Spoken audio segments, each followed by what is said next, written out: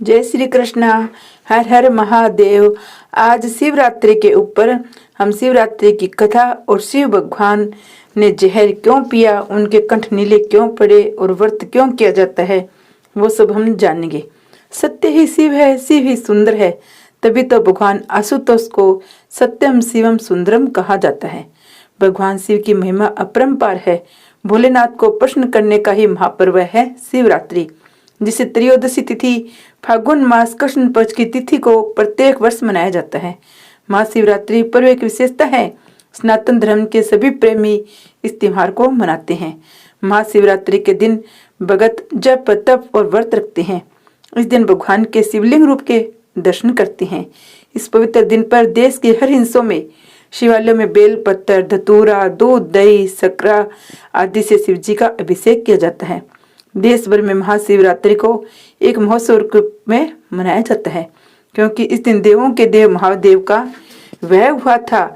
हमारे धर्मशास्त्रों में ऐसा कहा गया है, महाशिवरात्रि का व्रत करने वाले साधक को मोक्ष की प्राप्ति होती है।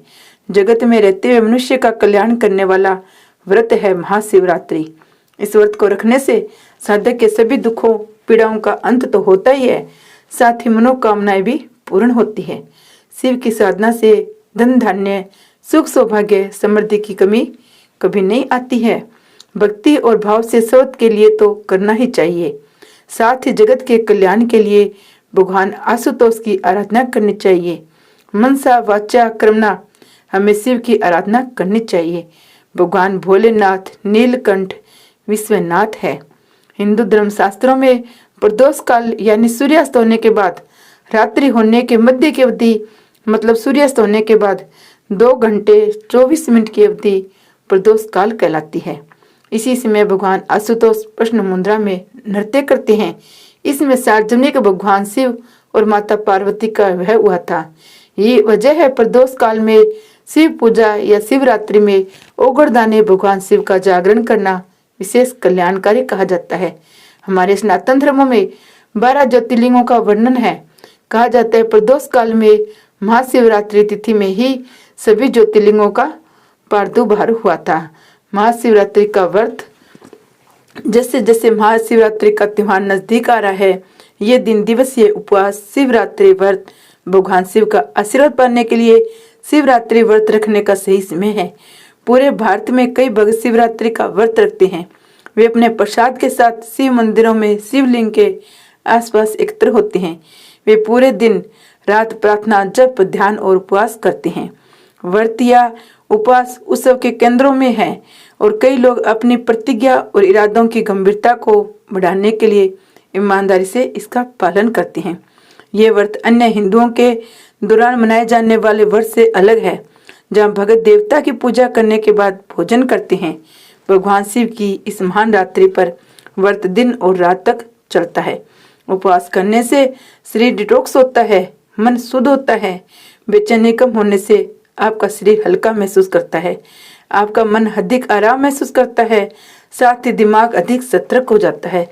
जब ऐसा होता है तो वह प्रार्थना और ध्यान के लिए अधिक तैयार हो जाता है, जो कि महाशिवरात्रि उत्सव का केंद्रीय पहलू है। अपनी प्रार्थनाओं की शक्ति बढ़ाता है। जब आपका मन और शरीर दोनों विमुक्त हो जाते हैं, आपके इरादे और प्रार्थनाओं में अधिक ताकत आ जाती है। जब आप शिवरात्रि व्रत को ध्यान से के साथ जोड़ते हैं तो आपकी इच्छाओं के प्रकट होने की संभावना बढ़ जाती है। ऐसा कहा जाता है, जब आप ईमानदारी और भक्ति के साथ शिवरात्रि व्रत का पालन करते हैं, भगवान शिव की कृपा आप पर बनी रहती है, आपकी मनोकामनाएं पूर्ण होती है। ध्यान पर ध्यान केंद्रित करना, क्योंकि महाशिवरात्रि वह दिन है जब मध्यस्थता अन्य दिनों की तुलना में 100 गुना अधिक प्रभावी होता है। भगत इस शुभ दिन पर केवल ध्यान करने पर ध्यान केंद्रित करते हैं। उपवास आपके शरीर को प्राकृतिक प्रक्रियाओं को नियंत्रण करने में सक्षम बनाता है, ताकि आप अपने सब के साथ एक होने से विचलित न हो। पापों से मुक्ति मिलती है। उपवास मन को लालच, वासना, क्रोध और चिंता जैसी नकारात्मक भावनाओं से मुक्त करता है। ऐसा माना जाता है, जब आप उपवास करते हैं, भगवान के नामों का जप करते हैं, तो आप अपने सभी पापों से मुक्त हो जाते हैं। कुछ लोग बहुत कम आसानी से पचने योग्य भोजन, ये केवल पानी दूध पर जीवित रहते हैं। आप यह महाशिवरात्रि पर सवस्त उपवास के बारे में कुछ सुझाव पौराणिक कथा है। महाशिवरात्रि व्रत के पीछे एक बहुत बड़ी पुरानी कथा सुनते हैं। देवता और असुर हमेशा एक दूसरे से युद्ध करते रहते थे। हालांकि एकजुटता का एक दुर्लभ प्रदर्शन करते हुए भगवान विष्णु की सलाह पर उन्होंने अमृत यानी अमरता का अमृत के लिए दूध के सागर का एक साथ मंथन किया। जैसे उन्होंने भगवान शिव की गर्दन पर बैठे नागराजा वासुकी की रस्सी के रूप में इस्तेमाल किया तो उनमें से जो पहली चीज निकली वह जहर थी। देवताओं और असुरों ने भगवान शिव से मदद की प्रार्थना की। भगवान ने सारा विष पी लिया और उन्हें बचा लिया। उनकी पत्नी देवी पार्वती चिंतित थी कि जहर भगवान के शरीर में प्रवेश करेगा और उन्हें पीड़ा देगा, इसलिए जहर को फैलने से रोकने के लिए उसने एक दिन एक रात के लिए उसका गला पकड़ लिया, जिसके कारण वह नीला पड़ गया और उसे नीलकंठ का नाम मिला। क्योंकि पार्वती ने इसमें पूरे दिन रात उपवास किया था, इसलिए महाशिवरात्रि के दौरान उपवास करना, पूरी रात जागना एक पुरानी परंपरा है कि शंकर भगवान का जागरण करने से शिवरात्रि व्रत का बहुत पुण्य मिलता है और शिवरात्रि के व्रत से भगवान शंकर सभी पापों का नाश करते हैं। महाशिवरात्रि का पावन पर्व है इस वर्ष 8 मार्च दिन शुक्रवार को है। इस दिन भगवान शिव की पूजा के साथ महाशिवरात्रि व्रत की कथा भी पढ़नी चाहिए। चित्र भानु की कथा पढ़ने से आप भगवान शिव की महिमा और उनकी भक्ति के महत्व को समझ पाएंगे। भगवान शिव भोले हैं, वे आसानी से प्रसन्न होते हैं। वे सच्चे मन से जल अर्पित कर देने मात्र से ही प्रसन्न होकर अपने भक्तों के दुख दूर कर देते हैं, उनको शिवलोक में स्थान प्रदान करते हैं। महाशिवरात्रि का दिन उनको प्रसन्न करने का सबसे बड़ा अवसर है। इस दिन भगवान शिव की पूजा करें। महाशिवरात्रि व्रत की हम कथा सुनेंगे। शिव पुराण के अनुसार एक समय में चित्रभानु नामक एक शिकारी शिकार करके अपने परिवार का पालन पोषण करता था। उस पर साहूकार का कर्ज था। समय से कर्ज चुकता न करने के कारण साहूकार ने उसे बंदी बना लिया। उस दिन शिवरात्रि थी। दिन भर वह भूखे प्यासे रहते हुए भगवान शिव का स्मरण किया और सारा दिन गुजार दिया। शाम को साहूकार ने उसे कर्ज चुकाने के लिए एक दिन का समय और दिया और चित्रभानु को छोड़ दिया। तब चित्रभानु भूख प्यास से व्याकुल होकर जंगल में शिकार खोजने लगा।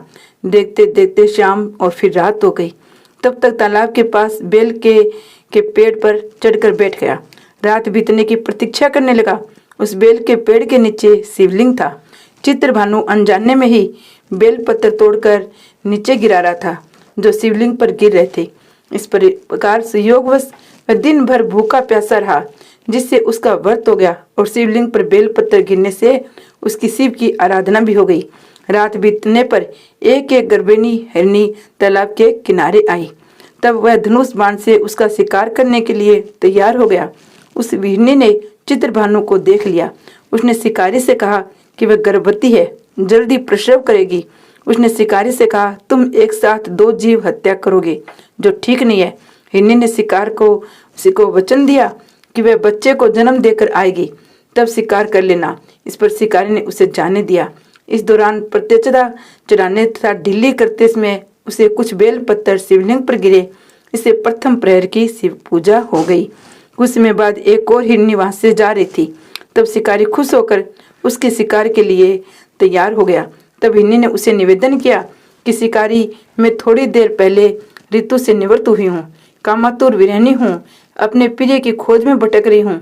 मैं अपने पति से मिलकर शीघ्र तुम्हारे पास आ जाऊंगी। तब शिकार ने उसे भी जाने दिया। चित्रभानु शिकार न कर पाने से चिंतित था। रात्रि का आखिर पहर बीत रहा था। इस बार भी कुछ बेल पत्थर टूटकर शिवलिंग पर गिर गए, जिससे दूसरे पहर की भी पूजा हो गई। तभी एक दूसरी हिरनी बच्चों के साथ वहां से जा रही थी। तब चित्रभानु ने उसका शिकार करने का निर्णय कर लिया। तब हिरनी ने उससे कहा, हे शिकारी, मैं इन बच्चों को उनके पिता के हवाले करके लौट आऊंगी, इसमें मुझे मत मारो। इस पर शिकारी ने कहा कि वह मूर्ख नहीं है, इससे पहले अपने 2 शिकार छोड़ चुका है, उसका परिवार भूख प्यास से तड़प रहा है। तब हिरनी ने कहा, मेरा विश्वास करो, मैं इनके पिता के पास छोड़कर तुरंत लौटने की प्रतिज्ञा करती हूँ। ऐसा कहते हुए सुबह हो गई। अनजाने में शिकारी की शिवरात्रि की पूजा हो गई। उपवास और रात्रि जागरण भी हो गया। इसी बीच एक हिरण वहां से जा रहा था। तब शिकार ने उसका शिकार करने का निश्चय कर लिया। चित्रभानु को प्रत्यंचा चढ़ाए देखकर उस हिरण ने निवेदन किया, यदि तुमने मेरे से पहले 3 हिरनी और उनके बच्चों का शिकार कर लिया है तो उसे भी मार दे और उनके वियोग से दुखी न होना पड़े, और अगर उनको भी छोड़ दिया है तो कुछ समय के लिए उसे भी जीवन दान दे दो, उसे मिलकर वह दोबारा यहाँ आ जाएगा।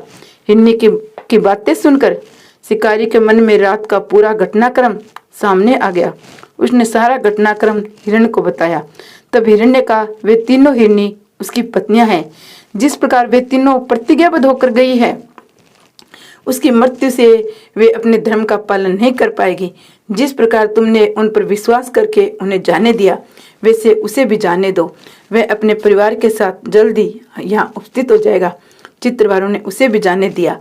शिवलिंग रात्रि व्रत पूजा होने से उसका मन निर्मल हो गया। उसके अंदर भक्ति की भावना जागृत हो गई।